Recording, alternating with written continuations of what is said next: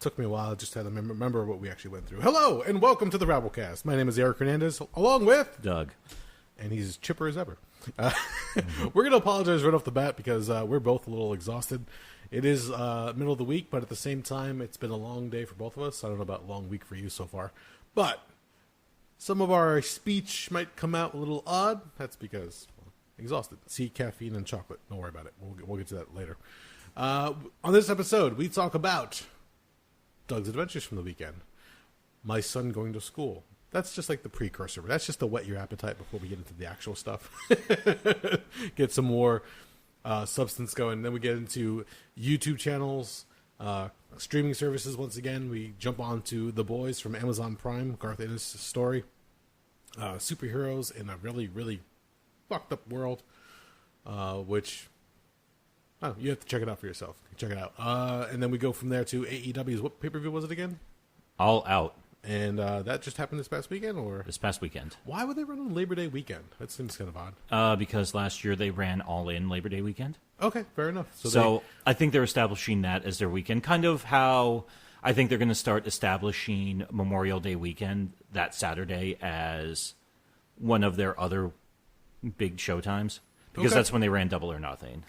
Maybe I'm just beholden to the WWE schedule, and I need to break that tradition or that mold in my head. So. Well, I think once they kind of get their television product up and rolling, we're going to see more of a formal schedule come out. And I think they actually even said their pay-per-views are only going to run once a quarter. Okay. I heard that somewhere. I don't know how true that is. As far as The Boys are concerned, we touch upon it in some of the stories in the comic books. We try not to spoil too much if nobody's watched the full season just yet.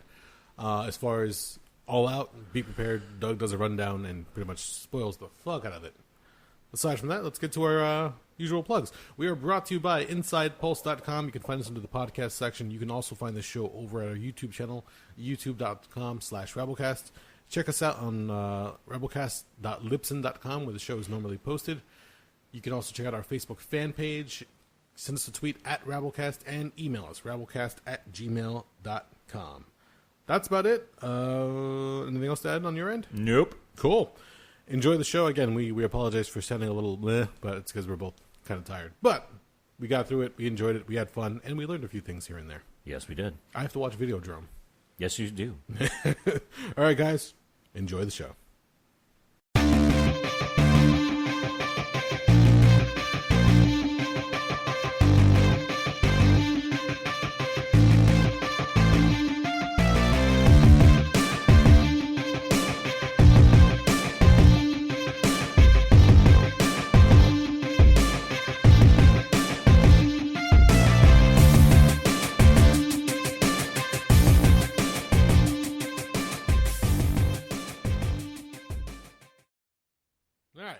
How you doing?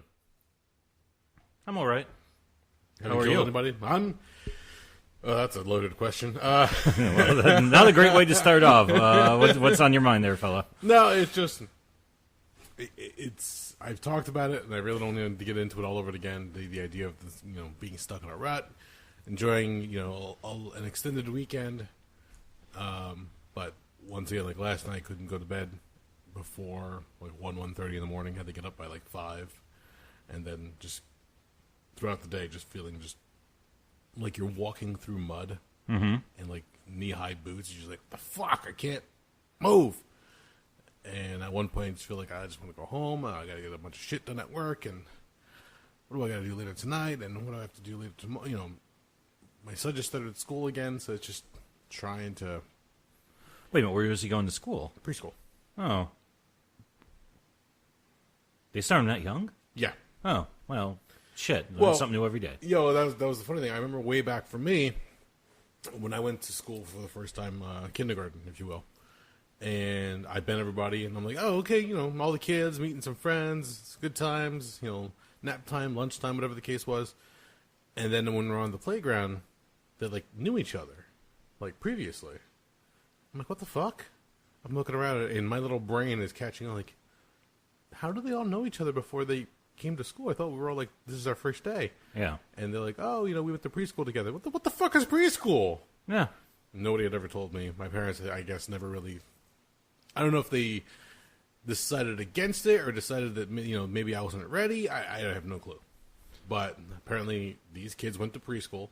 They had already formed friendships, formed bonds, and when I tried to like talk to a bunch of people, they had their own groups and cliques already. So I always felt like kind of like the odd man out. It was just weird, and then that just continued because obviously since they knew each other previously, they have earlier friendships and earlier relationships. So I was just like, this is fucking weird. So now that kiddo's starting school, last year he started at around the springtime, ran for a little bit. We put him into summer school so we can get some more interaction with kids, and then now this is his first full year of preschool. Okay. So he goes out and he has some fun. He's already taking to it like anybody else would. My wife tried waking him up this morning. He did not want to wake up. He said, "School later." It was like, all right, you got the idea. Yeah. He's starting early. Congrats. You're going to have another 15 years of this. Yep. So, at least. So I figured, let him enjoy himself with little things here and there. He came home today. He was happy. We both had a small dinner together. My wife was working later. And then after a bit, I looked at him like, all right, buddy, I'm tired. You want to go lay down? No. Dude, I'm really, really tired. No. Daddy's tired. Can we please lay down? Chocolate milk. Then can we lay down? No.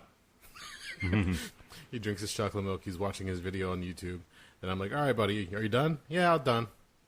Okay, can we lay down? Daddy, let's go lay down. Oh, no, it's your idea. Okay. You little... From there, you got to sell him on it, so he thinks it's his idea. No, then he sold him more into it. I get it. It. Your son's like Vince McMahon. What's a burrito bowl? And then from there, we went to lay down for a little bit, and then Jen came home. So I tried to get some rest, tried to relax. Thankfully, he was a good boy and stuck by me. He was just watching his tablet, so it wasn't that bad. But like I said, when I got up, my neck was all cranked for some reason. I was like, what the fuck? So I was just trying to make sure I can keep going, see what happens, and don't fall apart. Here's to hoping. Yeah. How about you? Just doing shit. Did you do anything exciting over the weekend? Let's see. What did I do over the weekend? Friday night, I went to the Mahoney Drive-In. Do you remember the movie Remote Control? The movie with John Ritter? No, this was earlier, 86. It's about a videotape that aliens send it to Earth, but they parodied it off of old 50s sci-fi, and when you see it, it makes you a homicidal nut. What? I never heard of the movie before, honestly. I can't even remember the one guy in it. Shit. What the fuck was his name? Oh, wow, okay. Was there... Here, hold on. Give me a hot second here. Was there a remote control with John Ritter? I know there was a movie like that. I thought that was Don't Touch That Dial. Yes, okay, that's the one I'm thinking of. Yeah. Which, it's really weird. All those TV-based movies from way back when, they all kind of bleed together for some weird reason. That and, well, not UHF. That one sticks out in my mind pretty fucking well. Yeah. That one's a fun one. Well, yeah, I mean, you're talking about Weird Al at Weird Al's height, I guess. Weird Al and all the different weird cameos of future stars. It's a 1988 film. Kevin Dillon's in it. He works at a video store, and there's a tape circulating that's 1950s science fiction that has been programmed by aliens to brainwash viewers, causing them to commit murders. Sounds like an early ripoff of The Ring. Kind of, sort of. But, I mean, well, in that case, The Ring would be a ripoff of it, because it came out like 10 years before the fucking Ring. It came out in 88. Well, wasn't The Ring like based off of like earlier stories? I can't remember. Not to my knowledge. I never heard of anything involving The Ring before 1998. Well, the idea of a VHS tape floating around out there with questionable material that either freaks people out or makes people go do crazy things is... I don't know. I think you're reaching a little bit there, buddy. Yeah, really? Yeah. You never heard like weird stories about that? No, nothing's coming to mind. I would put it under the heading of like urban legends.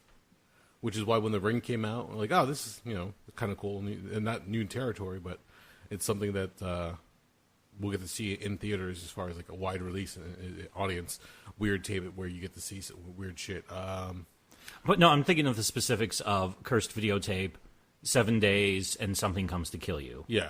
That's basically how I'm thinking about it. But I honestly, I cannot think of anything like that I'd heard previous to that. Okay, because remember last week when we wrapped up, you showed me that emergency broadcast video, which still fucking like lingered in my fucking mind. So for anybody who's never seen this, Send that to you. Sorry about that. No worries. There's whenever you hear that tone for the emergency broadcast network, or whenever there's an impending weather or some kind of a tragedy, something like that could impact everybody on a wide scale, they put the tone out, and then they give you instructions as to what's going on and what you should do to stay safe. Doug showed me this video, and it's very staticky. Whoever put it together knew what they were doing as far as the way to cut it together. There's this emergency signal that goes out, and it's trying to warn you, stay inside, don't look at the windows, don't look at the moon, whatever the case is. But as you watch the video further and further, it gets creepier and creepier, and the signal now is being changed as if almost somebody's like taking over the signal. And just by the time you get to the end of it, you don't want to go near a window, let alone go outside in the dark. Nope. And I was like, there it is. Which, like, for me is like a cheese grater on my fucking nerves. It's like, that still gets me. Especially if that's running, if you fall asleep in front of the television, all of a sudden that pops up, and you wake up, and you're just like, what the fuck? That's gone off twice at work this week and last week. And I hear on the radio, one of my coworkers listens to online radio. I can't remember the station. But they'll play it periodically just as a test. And whenever I hear it, it always catches me, even though I'm wearing my headphones, I'll hear it in the distance. I'm like, oh, what the fuck? And I'll double check and, keep an ear out just to make sure that nothing is actually happening. When it says this is only a test, I'm like, okay, you go back to work, no problem. Mm-hmm. But after you showed me that video, especially at night, it's that little creeping feeling of what if. Yeah. And you just don't know. It creates that. It's good because it makes your mind kick into overdrive in terms of, all of a sudden it goes running off into just creepy different places. So yeah. It's like when we've talked about in the past.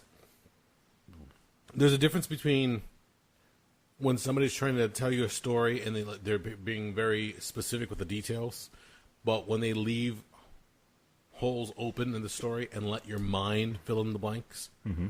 A good example, the movie Bird Box that was on Netflix about 4 or 5 months back, I think it was. Something like that. I think it was definitely called out. A little bit longer probably, but the Sandra Bullock movie where the idea is you're not supposed to look at whatever the creature is because if it looks at you, you're done. Forget about it.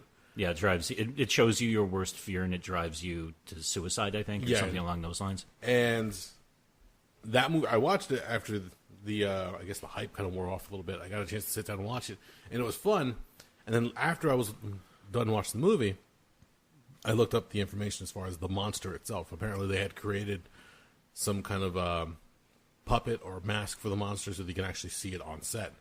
But a lot of reactions from people were that they were laughing at it because they were like, "Oh, that's not really scary." So rather than show it on camera, they let the viewers fill in the blanks as far as what it could be. And because you have that idea of the unknown and you're trying to just get away from whatever this is chasing you down, you'll see like a silhouette or you see things moving on the ground, whatever the case is, but you never actually see the monster's face or full figure. And because of that, that's what made it work. Because at that point, for everybody who's watching it, they're creating their own version of the monster in their heads. Mm-hmm. As opposed to some kind of like silicone or rubber mask monster chasing you on camera. Oh, yeah. So that's what made that one work, and that's when the video that you showed me with the emergency broadcast signal, that's what creeped me out even more because it leaves a lot open to the imagination. If anyone is interested, the videos are on YouTube under an account called Local 58. Oh, that's right. They have a bunch of that. They have a really great one that basically is a really, really weirdly pseudo-patriotic video that ends really uncomfortably. And another fun one that shows what happens when GPS doesn't quite work the way it's supposed to. But they're all very designed to be very realistic. So somebody who's not really thinking about it can initially easily confuse the beginning of it with, just a public service announcement to some degree. Yeah. And that's half the fun of it. So in addition to remote control, with Kevin Dillon. Okay. Then they ran Videodrome. Have you ever seen Videodrome? No, I've heard of it. Okay. For those folks who don't know, Videodrome was directed in the early 80s. I think it was 83 or so by David Cronenberg. And it's about James Woods. He plays the CEO of a sleazy cable channel that just puts on air just violence, sleaze, and softcore porn, just trying to attract people. One day he has his tech guy, who's basically operating an illegal satellite dish. He jacks into a signal coming from, well, it's throughout the movie, they're constantly trying to figure out the location. At first they're like, oh, it's coming from somewhere in Southeast Asia. And it's just called Videodrome, and it just shows women being dragged into this reddish-looking room and just being tortured and murdered. Oh, Jesus. Mm-hmm. Okay. But as the movie progresses, one of the things you find out is Videodrome is capable of giving people hallucinations. So then the big question is, for a lot of the movie, is how much of that really happened and how much of that was a hallucination on the part of James Woods. Okay. And it's a pretty trippy movie. Debbie Harry's in it. James Woods is in it. A lot of really good stuff in it. There's a lot of parts that are fucking wild. When did that movie come out? Where? When? Oh, when? 83? 84? Wow, really? Okay. Yeah, it was pretty early on. A lot of people generally said it did poorly because it was so fucking far ahead of the curve. Because a lot of the movie is basically, it's not so much a commentary on sex and violence. Well, I guess it could be if you want to read into it that way. The beauty of Cronenberg, in fact, actually the beauty of anybody who's really good at their craft, is they make it open-ended, so you kind of see what you want out of it. But then again, I guess that's the nature of good art, is everybody's going to take something different from it. Once again, everybody who's able to fill in the gaps themselves will create their, in the case of Bird Box, they'll create their own monster. In this case, they'll create their own ending or their own insight to it. So, yeah. Interesting. It's an awesome movie, and it also makes me think of one of the best reactions I've ever seen to that movie. Exhumed Films, down outside Philadelphia, they ran that years ago, I think 2002, 2003, and I went down with two friends of mine. One of them was a fellow horror fan like me, and the other guy who joined us just wanted to go and hang out for the night. He wasn't really a horror fan. He was more, all he watched was comedy and pro wrestling. Okay. Videodrome whooped his fucking ass. It also probably didn't help anything that on the way down, he smoked a joint and drank about 3 bottles of Robitussin DM. No! Wait, why was he drinking Robitussin? Robitussin DM will fuck you up. Okay. It's got to be the DM, the dextromorphan. Okay. If you drink a bottle or two of it, you're drunk, but you're a little bit more clear-headed than you think you are. So you're not drunk in the sense of you're getting overly emotional or weird or anything, but all of a sudden your motor skills are fucked. I remember trying to go up a set of stairs once after drinking a bottle because I was like, I need to know what the hell this is like. Okay. Going up those stairs was I wish there was video evidence of this because I can only imagine how fucking stupid it looked. Oh, man. It's like Doug wearing a skin suit. How does this operate? Mm-hmm. The fuck? Wall. So the gentleman who was with us, he drank the 3 bottles of Robitussin DM, smoked the joint, and I think we got to the point in Videodrome when a opening in James Woods' stomach opens up and he sticks a gun into it, and he just turns at me, looks at me, and goes, "Get me the fuck out of here now." So I kind of just grabbed him under the arm. We limped out of the theater. He sat down on the curb outside the movie theater, lit up a smoke, and he just kind of started staring at the ground.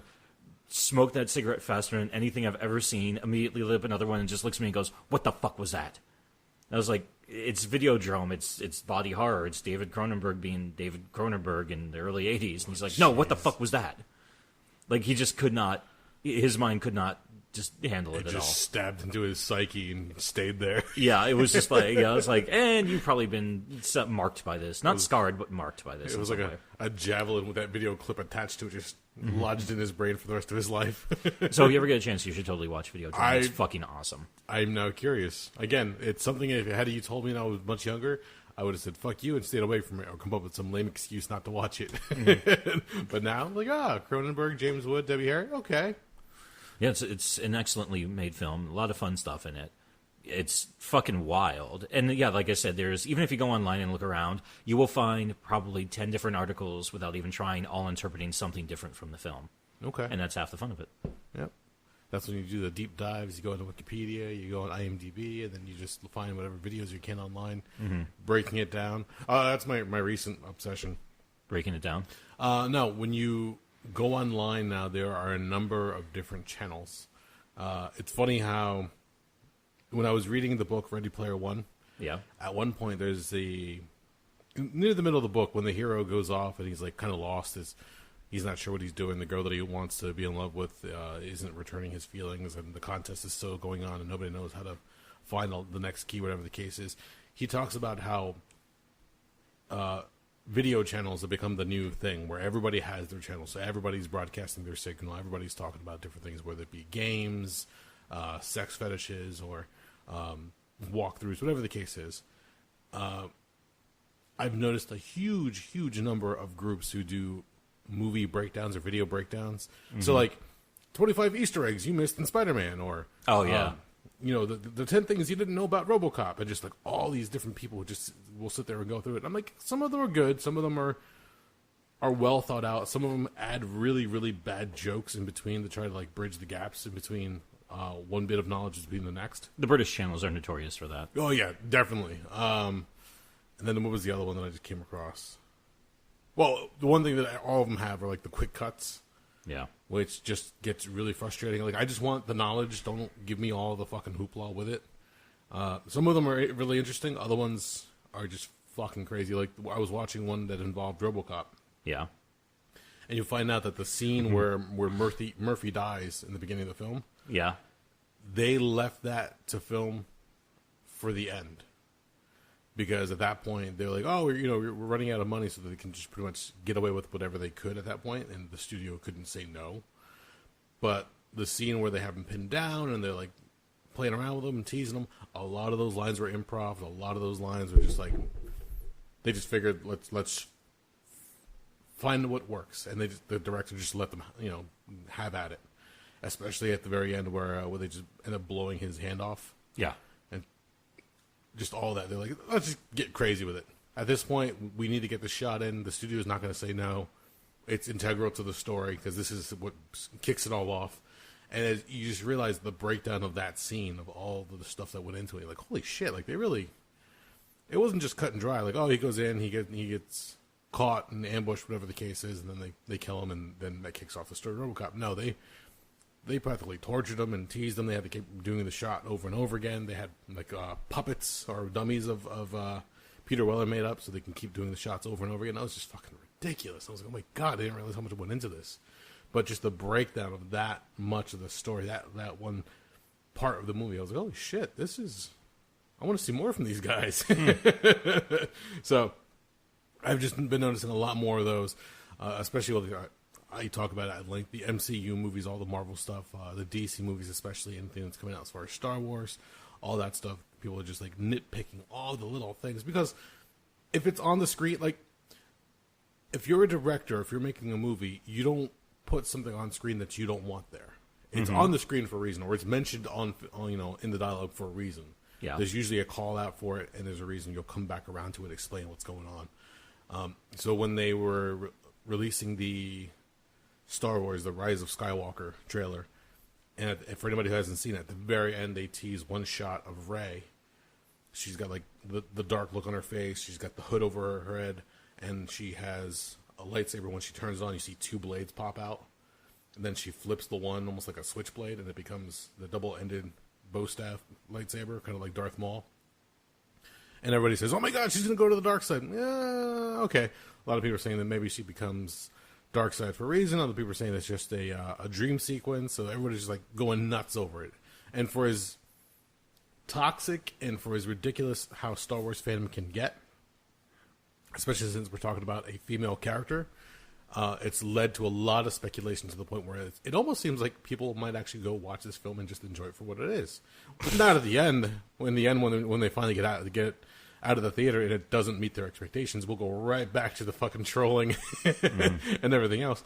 But it's got the hype going for it now. Now they're like trying to speculate what's going to happen, what the outcome is, how the story's going to go, and how the fuck J.J. Abrams is going to wrap this mess of a trilogy up. We'll see. But all these video breaking it down frame by frame, zooming in on little things in the background, in the foreground. It's like, wow. And here I am having a tough time with, just doing a regular podcast. These guys are like video editing, doing sound, adding video graphics. I'm like, Jesus Christ, do you guys have jobs? The fuck? No. Well, I always figured it was two things. Okay. Number one, it gives a lot of people a chance to flex their nerd muscles. Yes. Of, oh, look what I caught and you probably didn't catch. Absolutely. And number two, everybody's trying to figure out how to monetize this shit once they realize that there's money to be made on YouTube. Once they saw how much money, who's that Swedish moron? Which one? The gamer kid who says vaguely racist shit. Oh, PewDiePie? Yeah, that fucking goofball. Yeah. When people realize, wait a minute, he's making how much money off goddamn YouTube just for making videos of making stupid fucking jokes and playing games? Yep. Yeah, people realized, okay, we need to get into this. So I think everybody's trying to do that now. There was a point in time where, especially YouTube, before they tightened the waistband, I guess you can say, on the money train. The quote-unquote adpocalypse? Yes, very much so. They were paying money left and right to people who, as long as you made good content and you had subscribers, you could make a living off of what they were giving you. How? I don't know. That part never really makes sense to me. The advertisement monies that get paid out just seems really weird. But if you have a channel and I go to your channel to watch whatever latest video or whatever archived videos you might have, and I go to click on your video, the ad starts, but they usually give you the option of within the first 5 seconds you can skip it, or you have to watch the whole 15-minute ad, whatever the case is. I don't ever go to that ad. I just ignore it and just want the video itself. How you make money off of that, I really don't fucking know. I'm sure they have some type of formula or algorithm worked up at YouTube Central. I don't understand it. Blows my mind, but... And I'm sure they probably keep it well protected as some type of trade secret for them. Yes. But it's obviously working. They have enough where people have become popular. They're YouTube stars. Whether it be through dumb skits online or, like I said, breakdowns of movie trailers or movies in general. Video games, video game history. I think what was the one that I watched last night before going to bed. The brief history of the Game Genie for the various consoles and how Nintendo tried suing the makers of it because they said it infringed upon their copyrights, whatever the case was. Very interesting, quick video. I think it was 10 to 15-minute video. But there's so many different things you can watch online. I've barely watched regular TV in the past 2 months because you can watch so many different things on YouTube. There's a brief history of Punch-Out from when it was an arcade game all the way to the Super Nintendo release, and the history that involved all that, including Mike Tyson, the arcade games, and everything else. I was just like, wow, this is so crazy. But everybody's out there doing their own thing, putting out their own content.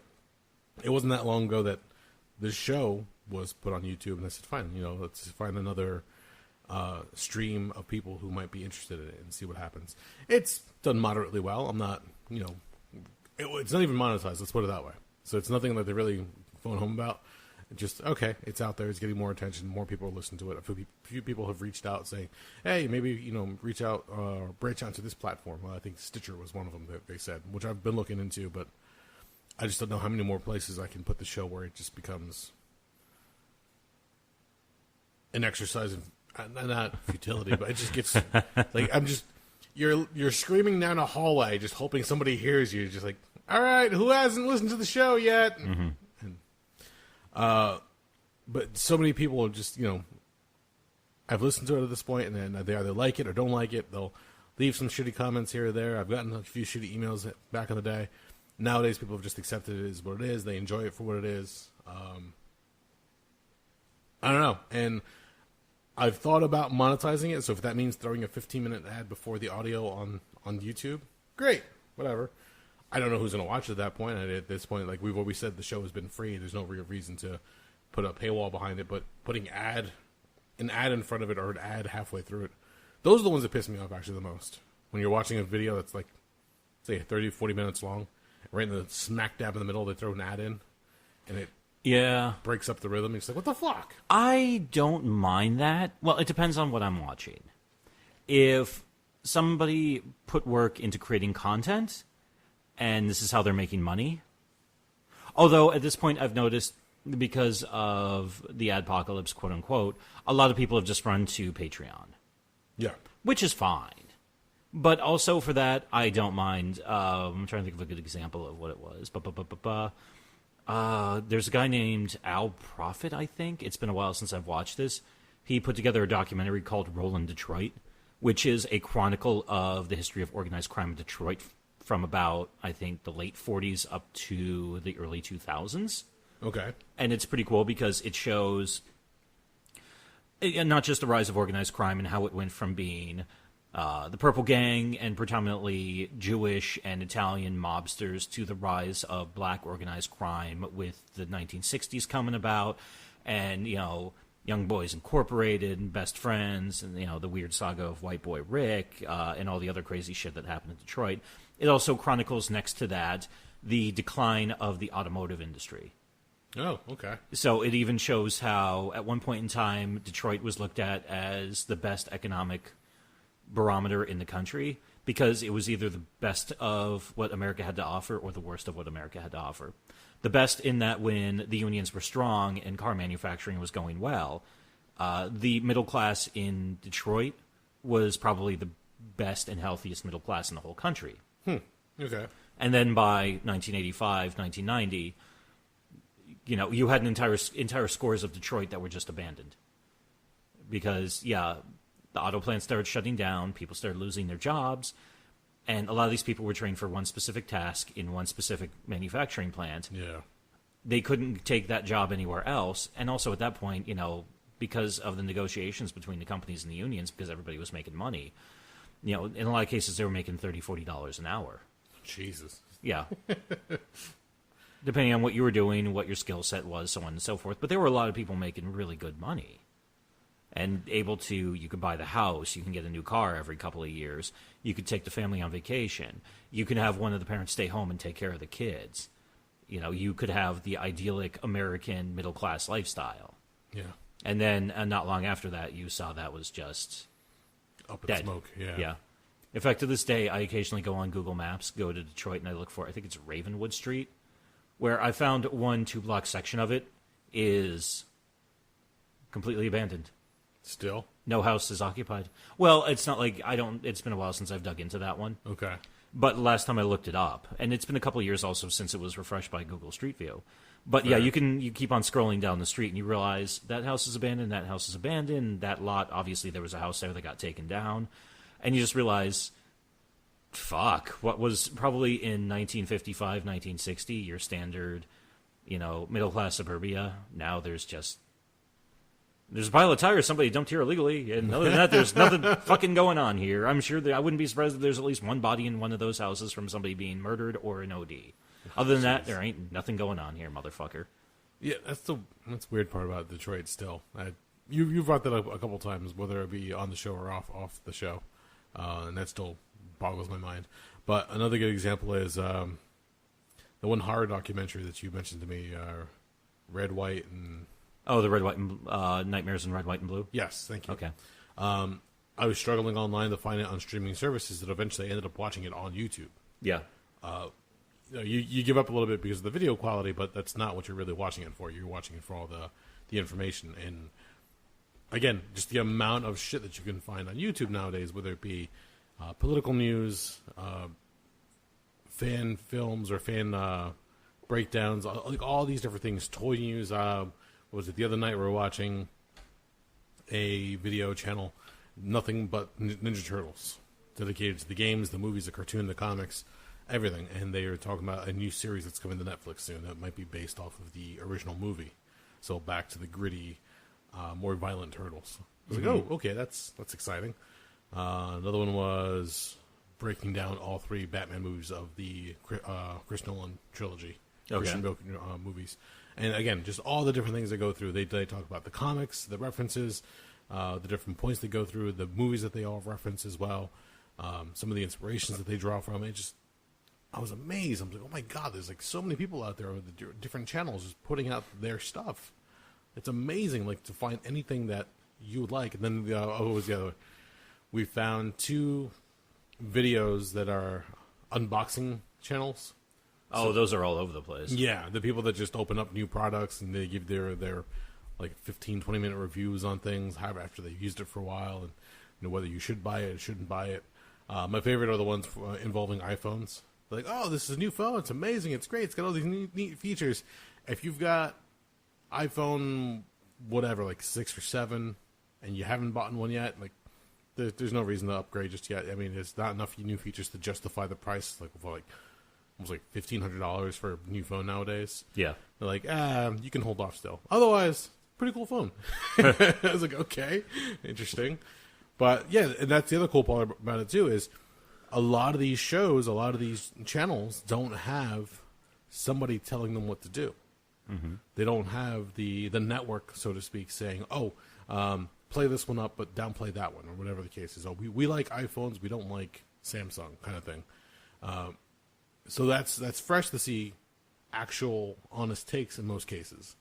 Whether they get sponsored and then they get bought to say certain things, that's a different story. But it's cool to see when somebody gives a review or they critique something, it's what they actually think. They're trying to give you an honest opinion so they can help you make an informed choice. I was like, okay, this is kind of cool. It's refreshing to see it.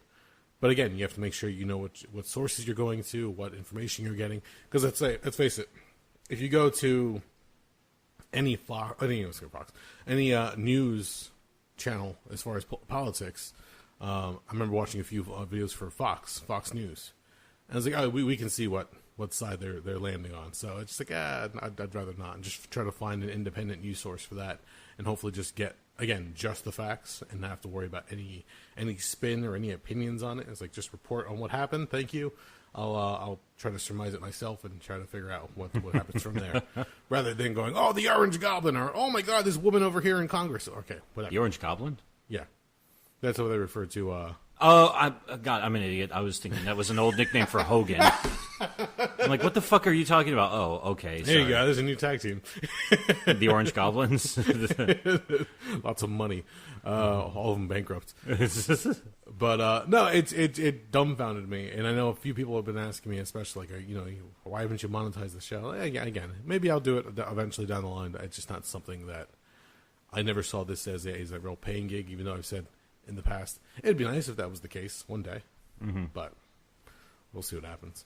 And the cool thing is just all the other stuff that I've never gone into YouTube Red, which is the pay service for YouTube. Yeah, fuck, I'm not giving them any fucking money. They're owned by Google. They got more money than God. Fuck them. Well, the only thing is they're starting to make their own shows, develop their own series. And the only one that I want to see is the Cobra Kai series. Yeah, I thought, really? They do that? Yeah. Oh. That's the sad part, yeah.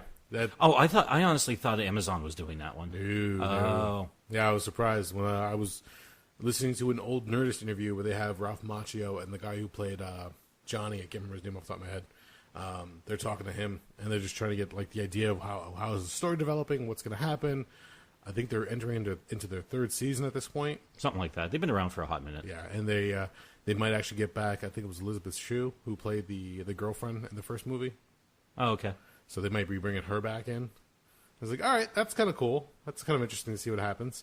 But that's a whole other discussion as far as what platforms get what shows. Like, I recently just watched The Boys on Amazon Prime. What did you think?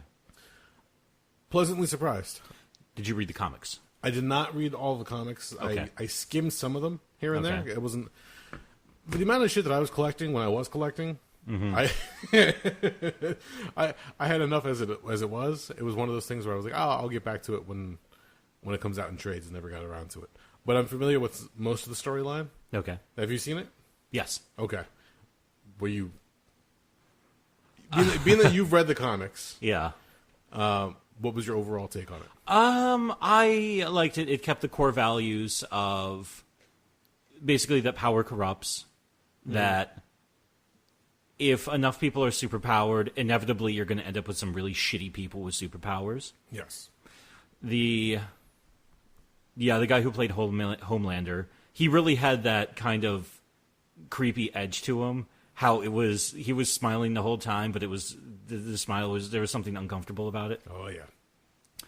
I actually Carl Urban was good, but he wasn't what I had in mind for Billy Butcher.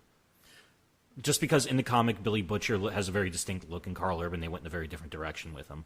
Okay. Again, being that I've only skimmed through a few of the books here and there, so I have an idea, especially after watching it, I went back and looked online for some of the story points. I can see where they got their inspiration from. Yeah.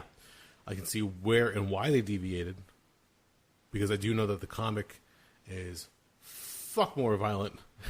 Well, Garth Ennis even said, I'm going to out-preacher with this, so they just turned the sex, violence, and subversive themes up to 12. Yeah. For those who don't know, The Boys started as a comic book by the aforementioned Garth Ennis back, I think it was about 2005, 2006. The entire storyline is superheroes don't come from the heavens, or they're not imbued by supernatural beings or anything like that, and they're whatever. Basically, a really sleazy company called Vought American figures out a compound V, that when it's injected into people, it makes superhero powers manifest. Everybody gets something different. And if they really wanted to make somebody who's incredibly superpowered, they basically have a way of working it into the fetus while the mother's pregnant. And they do that in a couple of cases, but it also pretty much guarantees the mother's going to die during childbirth, and then the kid, they're going to have to figure out how to raise a super-powered creature before it even has sentience or a conscience. Yeah, not to spoil for anybody, they do show briefly a scene where somebody is giving birth to a superpowered baby. Yeah. And that, I was like, holy shit, that's horrifying. Yes.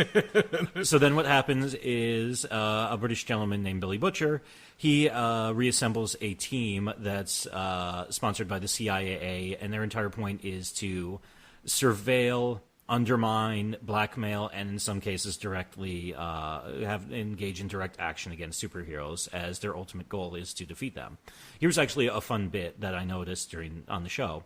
So one of the main characters, who is Huey, or Wee Huey as they're constantly calling him, his girlfriend gets killed pretty early on, and he gets recruited in because all that team that's been put together by the CIA, it's all people who have been wronged by superheroes along the way. In the comic, Wee Huey's look was a direct reference to, the dude from Shaun of the Dead. Simon Pegg. Simon Pegg, thank you very much. In the cartoon, or not the cartoon, in the live action, Simon Pegg plays the father of Jack Quaid, who plays Wee Huey. Yep. So it's kind of like a nice back and forth reference that I enjoyed. Yeah, when he found out about it, apparently he was like flattered by the whole thing. He was like, oh my god, I'm in a comic book, this is awesome. Yeah. And apparently he was going to play Huey at one point. Oh, yeah? But because the production took so long to get developed, he had to opt out. But then they brought him back in as the father of Wee Huey. Which makes sense, because they've been talking about making this for 5+ years now. Yeah, you know what? I think now, especially with the streaming platforms, it makes sense to bring it out now. Mm-hmm. I was kind of surprised, to be honest, and I guess more it's because of Amazon didn't want to alienate too many of the viewers, because apparently people were kind of shocked when they saw it. Even the first episode alone, you just sit there and go, like, what the fuck? Yeah, there's there's some severely gory, violent scenes. It's interesting, of everything they toned back, like, they toned down the sex and violence, or they toned down the violence more so than, they tuned down the sex way more than they tuned down the violence. Okay. And how much of the drug use was toned down? Did they show a lot more of the superheroes? In the later stuff, they showed the excessive drinking. Okay. And some of the drug use, but no, not in. Well, it's also interesting because in the first season they've only kind of touched on a couple of the comics. Yeah. So there's tons of shit that hasn't even been explored yet. That I think is coming up because I think they've already greenlit season 2. Yes. That was some of the stuff that I was finding out the other night when I was going through some of the different story points that they can and will touch upon in upcoming episodes. It's quite interesting. Actually, one character they completely did away with. Which one was that? Was it the alien? Yeah, they got rid of Jack from Jupiter, who was very clearly a ripoff of Martian Manhunter. And they got rid of him altogether, and they put in, who's the invisible motherfucker? Translucent. Translucent. They put him in, since he wasn't even in the comic. I kind of like that one, though. It's if you look at it from the perspective, if you're the hardcore comic book fan, like, that guy's not even in the comic book.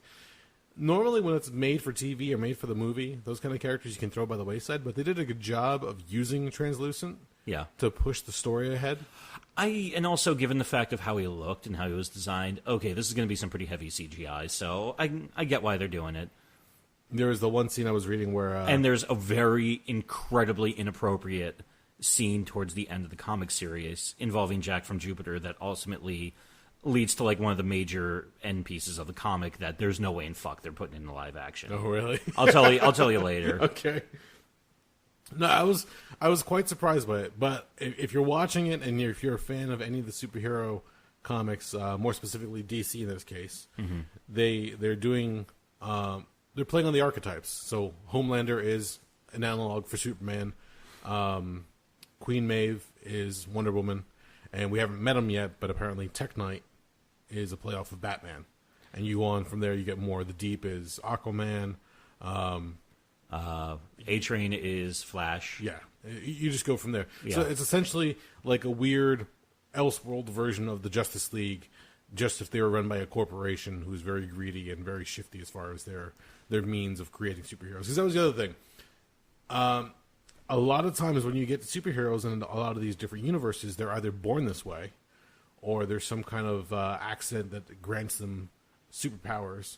So if you look at the X-Men have a gene that make them mutants. Once they hit puberty, the X gene manifests, and then they get a superpower. Whatever the case is, they can turn invisible, they can create spikes, they have claws popping out of their hands, they can fly. Whatever, take your pick. In the DC universe, you have a lot of these, they're referred to as metas. They're either aliens from other planets, something happens to them here on Earth where they're in some accident, or they figure out some kind of technology that gives them an armored suit or some kind of enhanced cybernetics, whatever the case is. So you're like, oh, okay, these come about in normal roundabout ways, but in the case of the boys, like you said, the Compound V, they're like, oh, fuck this, we're going to manufacture our own superheroes, and from there we'll just control every little aspect about them. So it's interesting because they use them where, okay, we're going to make a movie about this, then you're going to have a TV show, then you're going to have a line of action figures and toys and a comic book. But one of the things that they reveal later on is the main company that controls all those superheroes, Vought American, they want all of the government defense contracts. Effectively, they can get to the point where instead of, airplanes and stuff like that, they would be in charge of national security. Yeah, essentially they want superheroes on the government payroll. Mm-hmm. So that at that point, they can, if there's a conflict overseas, they could send in their government-sanctioned superhero. So, what's the big Dick Cheney? What company does he have? I can't remember off the top of my head. Not Enron. That was the energy company. Oh, fuck me running. I can't remember. We're both also being distracted because a really tiny spider just dropped down onto the table and is crawling around on webs right now. We're watching him make his way around the area, and it's like, well, this is kind of fascinating since he's about... he's a tiny little motherfucker. Yeah, I lost track of him, actually. Yes, but he's right there. Anyway, get back to the...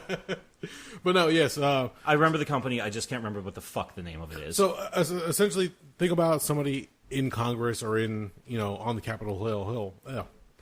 On Capitol Hill. Neither of us can talk tonight.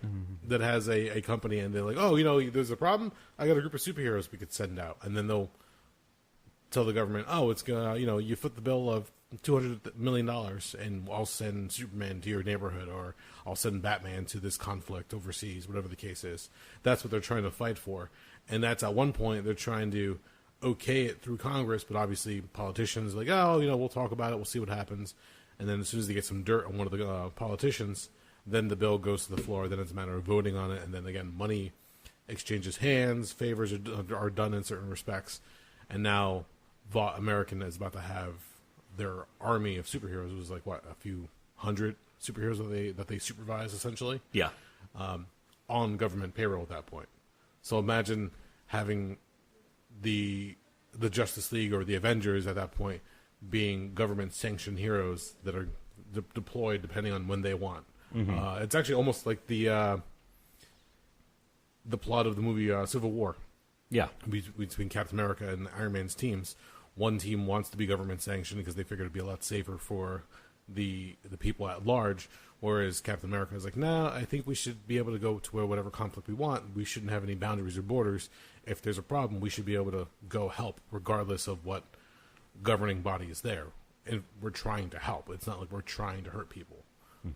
So it's weird in that respect because you get down to the nuances, and then you also get down to they play up to the idea of Starlight having a Christian upbringing. They have the Believe Expo where it's a bunch of like Christian nuts going out there born again. They're trying to save themselves from marriage, do the right thing, be in this community, this group that you believe is under religion, but the guy who runs it in the show, his name is Ezekiel. What was his name in the comic? I don't remember off the top of my head. I don't remember. But you find that this guy's a sleazebag. Oh, yeah. He's like at, whatever sex clubs, making out with two guys while he's getting blown by another one. If it's any better, in the comic book, he's a pedophile. God. So, again, you've got like all these different things. They're pulling on all these little things that you read in papers and stories and you see on the news, and they're essentially just weaving it together with superheroes and government politics. And The Boys is a pretty intriguing story. I was quite surprised with it. It's an interesting piece of work. It's just wrapped up in so much gratuitous sex and over-the-top violence. Yeah. When you have to get past that, and that's not easy for everyone. No. Well, especially, all right, if you figure this. If you've got Superman, forget the fact that, all right, everybody knows, because they read comics or watch the movies, that he's, his weakness is kryptonite. Yeah. If you have Superman of real life, how do you take him down? If you don't know his actual weakness, what other way can you get at Superman to figure out, okay, you can't shoot him with a gun because bullets bounce off him. As far as we know, he doesn't have to breathe. He can fly in outer space. Yeah. He flies. He has heat vision. He has ice breath. We've seen those. He's fast as fuck. How do you take a guy down like this? And that's... Try everything. Yeah. Well, that's just it. You've got to escalate the amount of violence you throw at him because you got to try to find something that's going to penetrate or put him down. And that's what happens with a lot of these guys. Translucent is a good example. At one point, they thought they have him down, and all of a sudden he gets up. Well, like, well, fuck. How do you take down a superhero because he has no known weakness? Eventually, they come up with an idea of what to try, but it's that thought process you have to go through. Like, how do you take somebody out? Another story I remember reading a while back, J. Michael Straczynski's Rising Stars. Great freaking story. If you haven't read it, check it out. I know it's in trade paperback form. It was from Top Cow Image, where I don't remember the number of superheroes, but there was a meteorological event where a comet or an asteroid passed over the Earth, and any baby that was in utero at the time was hit with this radiation or these rays. That once they were born, they rallied them all together and on this one camp, almost like a day camp. They treated it like, but they knew these kids were going to have powers. So they wanted to try to monitor them and keep an eye on them. As they grew up, some of them went on to be stars and celebrities and heroes. Other ones just had like a flash in the pan that ended up just taking... one guy was a security guard. So he was a superhero. He was invulnerable. He did like different tricks. He did movies or TVs, but as he got older, he just ended up holding down a security job part-time. He was known as a former superhero. Nothing crazy. One day they get called to his residence because he's dead. Well, how the fuck do you kill a superhero? They figured out, he might be invulnerable, but in this case, he still needs to breathe. So whoever found him just threw a plastic bag over his head when he was sitting in his recliner and just choked him to death.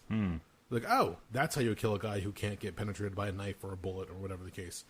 So they figured out that, yes, you just have to get creative when you take some of these superheroes down, but the catch of this storyline was if one of them dies, the remaining powered beings, their strength increases. So it's almost like Highlander. As each one gets picked off, the remaining ones, get the remaining strength. That was an interesting story because you figure out there is somebody actually picking off superheroes. So one of them, one of their own, figured out, if I kill somebody, I get stronger, and the more I kill them, the stronger I get. And eventually, just come down to just me. So that was that take on it. But for the boys, Billy Butcher has the history of being wronged by superheroes, and he feels at first it's just a matter of keeping them in line, making sure they're not doing any wrong. But then at that point, he says, "No, fuck this. I've had enough." Like at one point, he massacres an entire room with them in the comic book. From what I can glean as far as storylines I read online, where anybody who was exposed to the Compound V were sensitive to a certain type of trigger. And rather than just say, no, everything's going to be all right, no, he just fucking pulls the trigger and just all their heads pop. So I was like, okay, that's another way to go about it. I saw the one comic panel where all these explosions are going off at the same time. It's like, okay, Garth Ennis is definitely pushing the boundaries. If you're familiar with his work on Preacher, The Boys, obviously, there's another book he put out called The Pro, was a prostitute who gets picked accidentally by aliens to be a superhero. She gets wrapped up in, again, another weird version of the Justice League. And then, obviously, his run on The Punisher, which, again, pushed the limits as far as violence and storytelling. But that seems to be his MO. So if you're a fan of his type of storytelling, The Boys is right there. Like, there's nothing... Don't put any caps or boundaries on what to expect, because you'll get surprised with each one. The one episode... actually, the final episode of Season 1, how Homelander takes out another character. When you watch it, like, holy shit, like, they're actually showing you up close how heat vision will affect somebody. Yeah, that was kind of took me aback a little bit, and I was like, God damn, son. Yeah, and I was like, okay, that's interesting. And I love how they refer to it as laser beams, because they show him, and when he shoots them, he's just cutting people in half. Yeah. Like, he has no disregard for what's around him or what might get damaged in the process. He's just having at it. I was like, holy shit, okay, this is interesting. And again, it's like a different version of Superman, and the other characters that play into it as well. They all have their own stories that are unfolding little by little. When you first meet the Deep, you're like, oh, he's an asshole. But later on, as the season progresses, you're like, oh, fuck, he's just as fucked up as everybody else in this show. Yeah. So I like the ideas that they're playing with. I like the story that they're telling. Now knowing a little bit more of how the overarching comic book storyline goes, I'm interested to see what they can pull off and what Amazon's going to allow them to get away with. Because it seems like you don't want to push away the viewers. I don't know how popular Amazon Prime streaming is. Mm-hmm. I've only really been using it more recently in the past few months. And it's not... I don't feel it's as... What's the word I'm looking for? I guess robust as Hulu or Netflix. I guess. I don't know. Netflix I don't really watch a ton of anymore, and I've never used Hulu. There's a lot of stuff on there that I dig on Amazon, but I tend to work like a locust. I'll pick one streaming service, I'll have it for a couple of months, I'll go through everything I want to watch on it, cancel it, and go on to the next streaming service, and then I'll just kind of rotate like that. In fact, since we're coming up on September, I'm going to probably be shit-canning something and firing up Shudder. Since we're coming up to the autumn. Oh, that's right. Okay, yeah, I forgot about Shudder. It's really good, and it's pretty cheap. It's like $4 a month. Really? Yeah. And they have a solid selection. If you're a horror fan, it's a gimme. Okay. No, but I want to see what they're going to do, because if it's going to stay on Amazon, the question is what they're going to be allowed to get away with. It's through Seth Rogen's production company. Mm-hmm. So he's been doing a great job between Preacher and this. What else is he going to do? Because apparently they want to keep pushing more of Garth Ennis' stuff and develop it into shows or movies, whatever the case is. So for Garth Ennis, who has been writing these ultra-violent stories that happen to involve sex and violence and drug use, it's interesting, especially today. Nowadays, people are looking for more content that pushes the limit, mm-hmm. and that's what a lot of this is. So, are you going to see Superman decapitating people or, taking down cities by himself in the latest version of the Justice League or an animated special? Probably not. Mm-hmm. But are you going to see Homelander doing the same thing on Amazon Prime? Probably. Mm. It just depends on how much they're allowed to get away with. So it's interesting, especially since you've got Marvel, which is more family friendly, but they are still pushing some of the ratings sometimes. Like, some of the movies get really dark at certain points. But, like, Endgame at a certain point had its dark moments, and other movies leading up to it as well. Like, the end of Civil War, when the revelation of what Winter Soldier did to Tony Stark's parents. Like, fuck. Okay, that was a little darker than we were expecting, but... and then you've got Justice League that, for as dark and gritty as it can be, I just really don't feel like it has the substance that it should have. Yeah, the ambiance is dark and gritty, but where's the rest of the story that really, to back it up, essentially? So, for The Boys, welcome change, welcome difference. welcome different take on the archetypes, but I want to see where they go forward with this one. I was surprised as well. I know we've talked about before where shows on Netflix are like 10 to 13 episodes long. You're like, all right, fuck enough. Like, wrap it up already. Yeah. 8 episodes was kind of short and sweet for the boys. I liked it, and it got the job done. Yeah. I'm at the point where I don't need more content. I need less. In fact, actually, I'm at the point now where I never watched Punisher Season 2, and I don't know if I ever will fucking bother. Because, God, how many fucking episodes do you need to tell me something that... I mean, I get it. A 2-hour movie's too short for some of the stories they're trying to tell. Yeah. But on the flip side, 13 goddamned hours is too fucking much. See? Like, I don't know, find a middle ground. 7 hours. Let's call it that. What the fuck? That's where I would say those video breakdowns are the best, because then you go online to YouTube and type in, 10 best moments of Punisher Season 2, and they'll just play you the highlights. That works, yeah. That way you read the Wikipedia, so you get the summary of the storyline itself, you watch the highlights, and you're like, good, I'm done. Move on to the next one. That's about it. I mean, there's again, and that comes down to there's so much content out there. How do you pick and choose what you're going to watch? I mean, granted, watch what you're going to like and what you're drawn to, but there's so much out there. Sometimes you have to, trudge through so much crap just to get to the stuff that you're actually looking for. I'm at the point now where if somebody says, well, you got it, this is a really good show, but you have to wait for 3 or 4 episodes for it to really get going, and at that point I'm automatically, no, I'm not wasting 3 or 4 fucking hours. If it can't get going by episode 1, maybe 2, I'll give it. Then I can't be bothered. Whenever somebody brings that argument up, as far as you have to wait until episode 4 and then it really starts picking up. There was an interview that I remember listening to with Dr. Dre. Yeah. And he's talking about when he's listening to new tracks or new beats, that he'll wait 30 seconds. 30 seconds into a song, if it doesn't catch his attention, if it doesn't hook him, he turns it off, goes on to the next one. He forgets about it completely. He says, fuck it, I'm done. That's reasonable. As far as music is concerned, because let's figure, how long is a song? Back in the day, it was about 2 to 5 minutes. I call it 3 to 5. Back in the day, it was 2 to 3 for radio play, let's say. Yeah. But nowadays, 3 to 5 is usually the norm for a song. And if you're sitting in the studio and you're trying to find something that's going to catch your attention, has that rhythm that you're looking for, he's right. And within 30 seconds, if you can't hook me in there, done. Mm-hmm. You're just out of there. Because it's like if you're watching a movie in the first half hour, if you can't get that story rolling in the first half hour, what are you really missing? Yeah. And then as far as a series, that's 13 episodes long. If you've got to wait a quarter of that time, the 4 episodes to have something happen and catch your attention, whatever. Yeah, I'm done. Can't be bothered. Yeah, I'm not interested. My time is precious. No, and that's what it is. With everything that's out there, you, the viewer, your time is precious to them. If they can hook you for those episodes, especially if they're releasing them all at once, like Netflix does, then great, let's get moving. But other episodes or other series like the DC streaming service, I think I mentioned a few times, they were releasing their episodes once a week.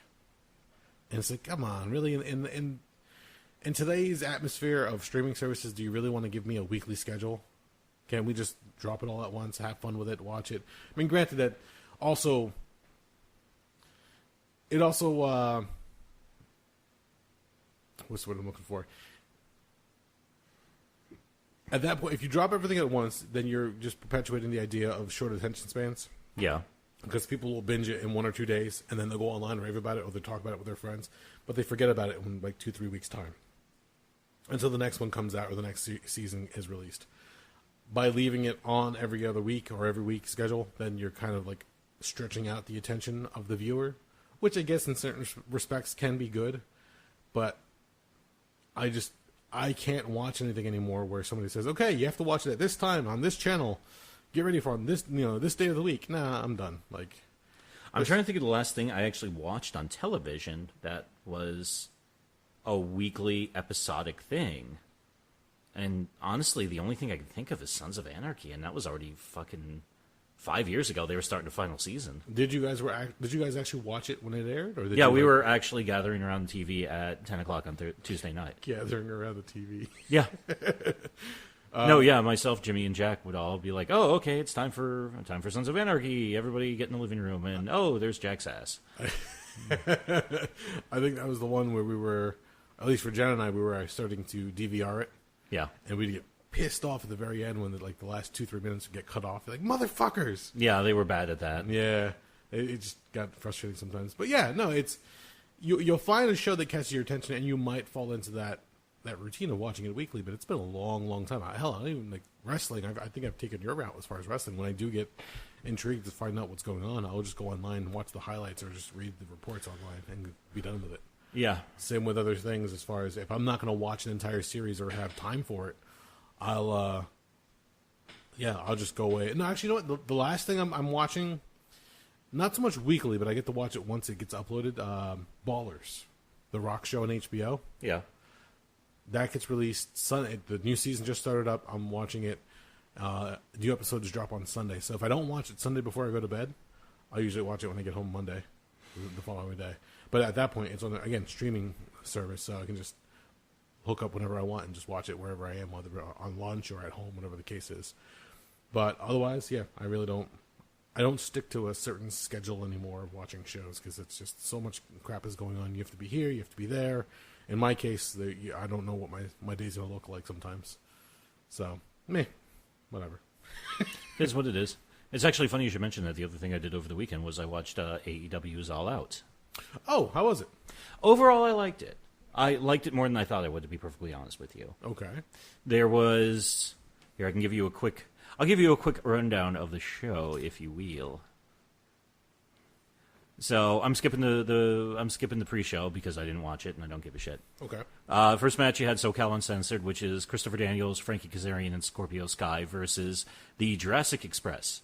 What? The Jurassic Express, which is Marco Stunt, who is legit like 5'5", 5'6", and maybe 110 pounds. He tiny. Wow. Okay. Luchasaurus, who's a big guy who comes out with a weird dinosaur gimmick, and he's like a bigger dude. And Jungle Boy, you've heard of Jungle Boy? Yes. Okay. Luke Perry's son. Luke Perry's son, exactly. SoCal Uncensored won. It was a pretty good match. Everybody was going crazy, but also you had Christopher Daniels, who at this point's got... Christopher Daniels has been wrestling longer than some of the people in that match have been alive. So if he's put together the match, I'm sure it was a good time. Okay. Oddly enough, number 2 was Kenny Omega versus Pac, the former Neville. Yeah. They had a really good back and forth. As you can imagine, it was two guys just going balls wild, looking like they can defy gravity and do inhuman stunts because, they're both fucking physical freaks who can do that kind of shit. Nice. Pac won. Another good match. The next one was a bit of a clusterfuck. It was the Cracker Barrel Clash featuring Darby Allin, Jimmy Havoc, and Joey Janela. Okay. And it was just a rollicking clusterfuck of a match. It was just ridiculous spot after ridiculous spot after ridiculous fucking spot. Okay. It was a sanitized death match. Ultimately, Jimmy Havoc won, who I think they're getting ready to make one of their more featured guys. Then you had the Dark Order, which is Evil Uno and Stu Grayson, who they came out of Chikara. Or I preferred the thing, whatchamacallit, and they took on best friends, Chuck Taylor and Trent Beretta. Ultimately, the Dark Order went over. And I actually preferred the name the fans were chanting at the Dark Order, which was Spooky Perverts. Because, they have a bunch of weird underlings wearing masks that look kind of like Hollowicked and or Frightmare. And Okay. I'm forgetting right now. Fuck, I can't remember. And, they just do, weirdly... I don't even know what the fuck to say. But at the end of the match, the lights went out as Dark Order were attacking best friends. The lights come up. In the ring was standing Orange Cassidy with his hands in his pockets, looking thoroughly uninterested, as he does. Okay. Yeah, so he did the thing where he ran the ropes, dove out of the ring, landed on the Dark Order, saving Trent Beretta. Then they did their big hug thing with so on and so forth. Yay! Ryu versus Hikaru Sheeta, which the winner of that match, who was Riho, is going to face Nyla Rose, who won the Women's Battle Royal for the first ever AEW Women's Championship. Cody Rhodes, with MJF in his corner, defeated Sean Spears, the former Perfect 10 Ty Dillinger, who had Tully Blanchard in his corner. Okay. It was a good match. It was decent back and forth. The entire thing was Sean Spears attacked Cody with a chair a couple of pay-per-views ago, I think in June, something like that, so this was the revenge. The highlight of that match was Arn Anderson came out into the ring and hit the spine buster on Sean Spears. Sorry. Arn Anderson did his one spine buster per decade now that he gets in because he's looking a little old. Yeah. They also did something really weird where initially for Cody Rhodes, his entourage was going to be MJF, his wife Brandy, Diamond Dallas Page, and their dog Pharaoh. Okay. And they were all dressed like Star Trek characters. which was really fucking weird. All right. I don't know why. Well, the dog wasn't dressed like one. But then the referee said, you can only have one person in your corner, so he kept MJF for some strange reason. Pharaoh. I felt bad for the dog because they came out and then all of a sudden they set off their pyro and fireworks. Oh, yeah. I'm sure that dog was having a fucking connection. Yeah, and the dog started freaking the fuck out. It's fuck. Then you had Lucha Brothers, Pentagon Jr. and Rey Fenix versus Young Bucks. Those two dildos, the Jacksons. Fuck that team. They had a ladder match.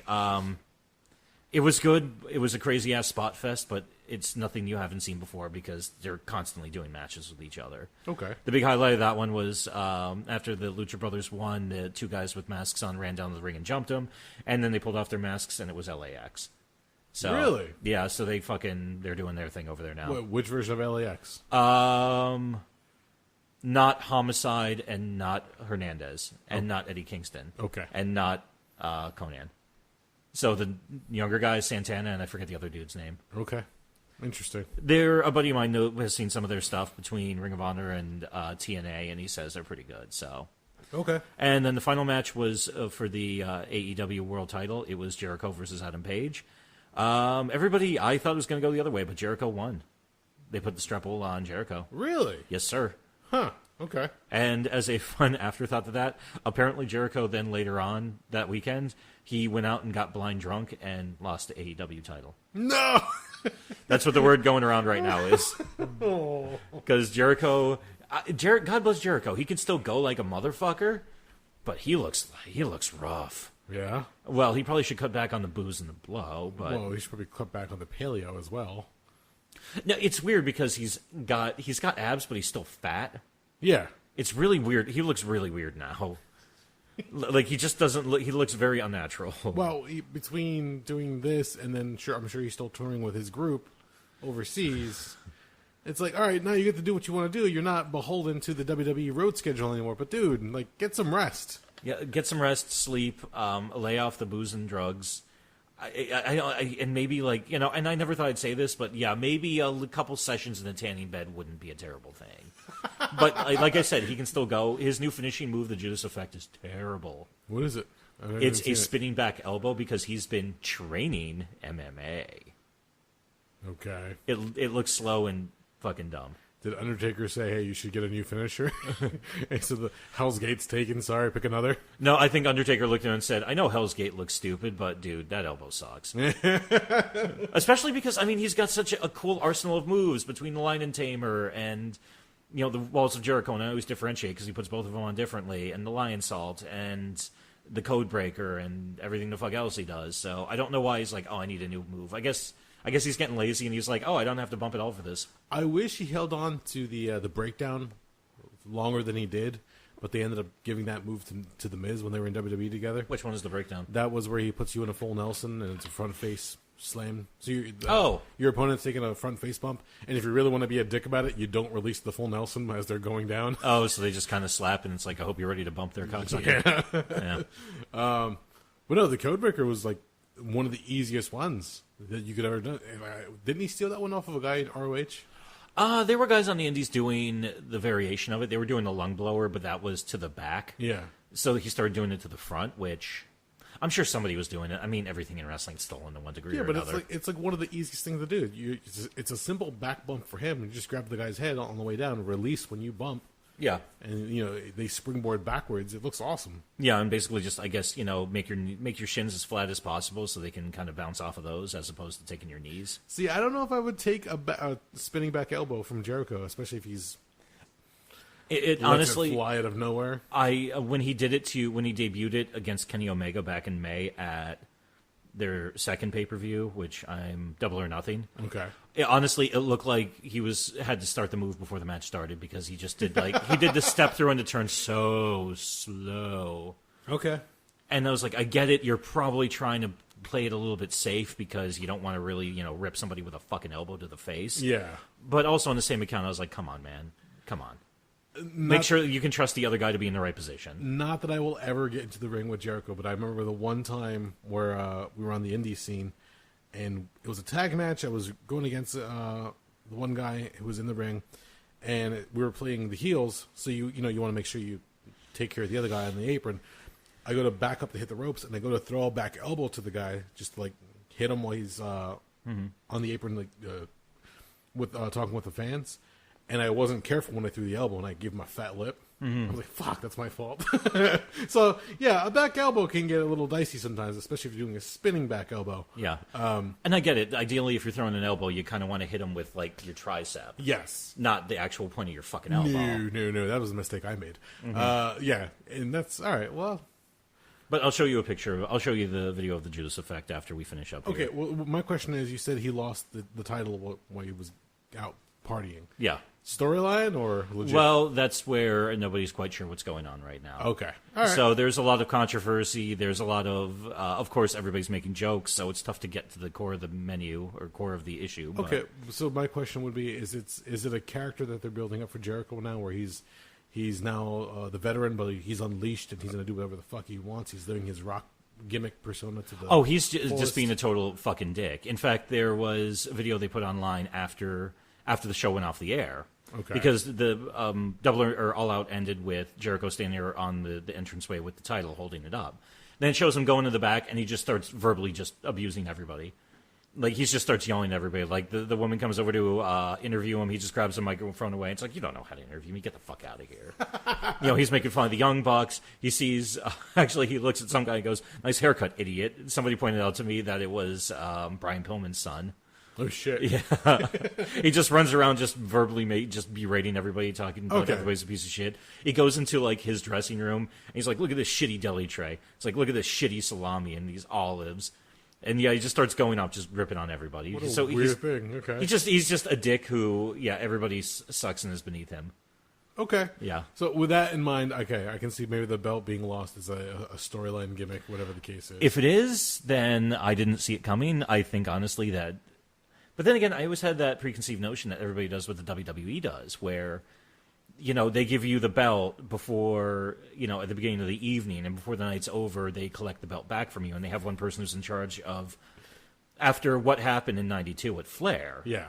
Where he showed up, he showed up in WCW, or he showed up in WWE with the WCW title, or in '95 when Medusa showed up on Nitro with the WWF Women's title. Don't worry, Doug. Right now, Pharaoh is laying in his little doggy bed. Right next to him is the AEW title. Quite possibly. I mean, I'm not terribly worried about it. I think it's funny more than anything else. That Jericho went out and got stinking fucking drunk and lost the fucking strap. Okay. Because, I mean, that's just awesome. See, that actually intrigues me a little bit. Now I want to go see Jericho just be a now all-out dick. It's very interesting. We're going to be starting up. We're about a month away from, number one, the Fox deal kicking off, so NXT moves to Fox on Wednesday nights.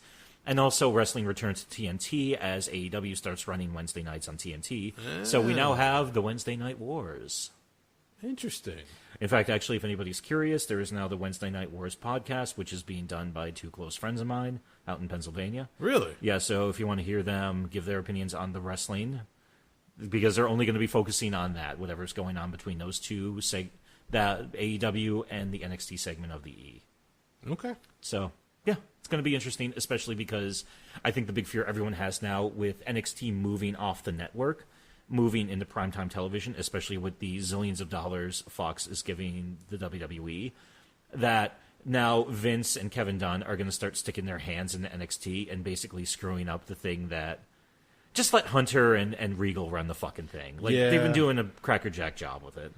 They've been having a good time with it. So, well, let's see. Nothing lasts forever. No, but also on the same account, it's really sad because the one reoccurring theme you hear from a lot of wrestling fans, and speaking of shitty people on the internet, wrestling fans, every time and I've been guilty of this too, every time you have a wrestler who's really, really hot in NXT and they get called up to the main roster and they just don't know what the fuck to do with them. No. Shinsuke Nakamura, Viking Raiders, fucking Bobby Roode. I remember 2 years ago, there was the idea that they said, okay, whenever we call somebody up from NXT, we have to have a storyline in place ready to go for them. We can't just fuck around anymore. That lasted 20 minutes. Yeah, because I think the one group that was horribly fell victim to that was the Ascension.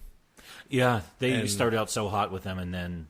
I don't even know what they're doing now. Now they're a comedy tag team. The last couple times I've seen them up here, they've been in like weird shticks. Yeah. With like Breeze Dango, whatever the fucking... Oh, Breezango? Yeah, the whatever. Fashion Files? Yeah. And that's not even going on anymore. That's been dead for a while. They actually threw Breezango back down to NXT. Well, see, there you go. That's how far off I am.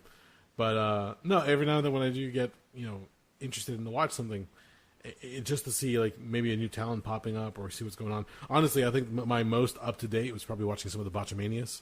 Okay, so that's not saying much. That's like a few indie scene moments here and there, stuff from overseas, and then whatever is being done in the E or TNA and AEW at this point. So as far as production for AEW, did they get a little bit tighter? Were they messing up more than usual? They had some fuck ups. There were some miscues, some shoddy camera work. A couple of times they had the wrong information on the caption. Okay. Or whatever you want to call it at the bottom of the screen when they're introducing somebody down to the ring. Okay. But it's all stuff where these are going to be production hiccups that they're going to be working out. So I'm willing to give them a pass on it here and there. It's just years of watching WCW and WWE. You kind of take for granted when everything runs well. Mm-hmm. You're like, oh, this is easy. It's like fucking clockwork. Yeah, but... Well, because they had years to practice it. Exactly. So, yeah, I'm willing to give them some time to start ironing out the bugs. Okay. If it's still going on in 2 to 3 months, then they really got to say, okay, what the fuck are we doing? The commentary team, it's 3 people. It's Jim Ross, which I'm pretty sure he's doing this just because, he loves Cody, because he's, loves Dusty and so on and so forth. Yeah. Excalibur, which is really weird because he wears a suit, but he also wears this mask, who used to wrestle for PWG. Okay. He's retired. Not a bad commentator.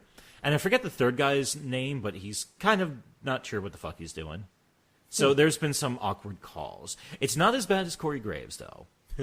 Who, at this point, he actually has become a detriment to watching wrestling for me. I think he's so corny. It makes me wonder that if when they did this posting for the third commentating job, like Corey Graves, not as bad. I don't know.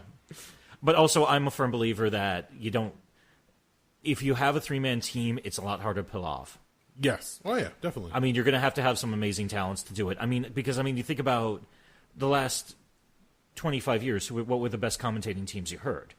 It was Jim Ross and Jerry Lawler, as irritating as Lawler could get. Yeah. And Jim Ross could fall victim to some hyperbole, but overall, they were dynamite.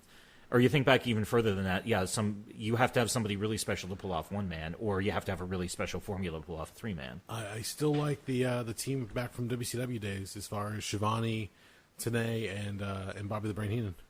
I wish. That was not a bad team, but also when you had, Tenay, I could take or leave.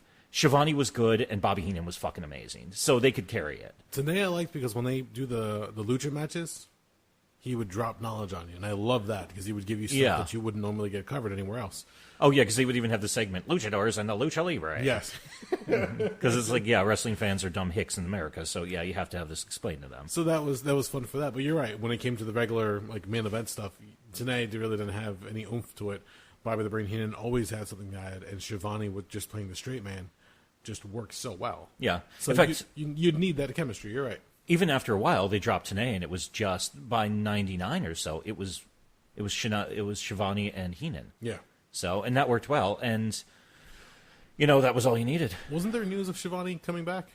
I don't know what he's doing exactly. I know they did the accompanying Starcast, which was like a big fan. It's kind of like the fan access that WWE does on their big weekends like Mania and SummerSlam. Okay. But that was technically not connected because a lot of it's run by that Conrad dude who does a ton of wrestling podcasts. Okay. Yeah, so he was there because Shivani does a wrestling podcast now, along with everybody else in the fucking whole hip world. But I don't know if he's actually coming back. I'm wondering if one of the organizations contacted him to do commentary again. I can't remember what it was off the top of my head. I remember reading a blurb somewhere, but it also could have been an older article, so we never know. Yeah. But, all right. There you go. I'll have to catch up on some of the highlights and watch. What was it again? The Judas what? The Judas Effect elbow. Jesus Christ. Yeah, which is a goddamned Fozzy song, if I remember correctly. Is it? Yeah. Okay. Pulling from his own catalog, I see. Yep. Hey, you got to promote the record. I got you. All right, well, that's about it. Yeah, I think we put it in. Yeah, sounds good. About right to me. All right. And neither of us can really fucking talk tonight, so we probably should fucking end this. Yeah. the caffeine is starting to wear off on me, and it's getting later into the evening. So if you made it this far and you could stand our marble mouth slow tongues, then thank you. Thank you for listening. We are the Rabblecast. Sorry, folks.